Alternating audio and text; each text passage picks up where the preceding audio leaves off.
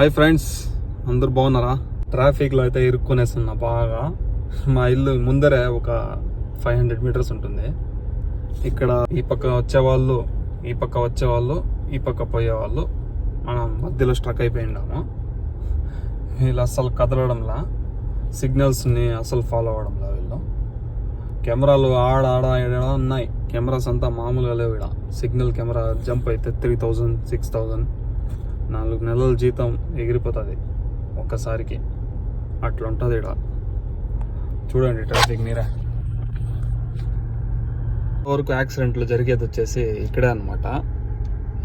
Signals దగ్గర ముందరోడు break కొట్టేస్తాడు, ఇంకా వెనకలోడికి gap ఉండదు, గుద్దేస్తాడు. నా అలాగా మొన్న నేను చేశాను కదా. సో అది ఇలా ఉంటుంది.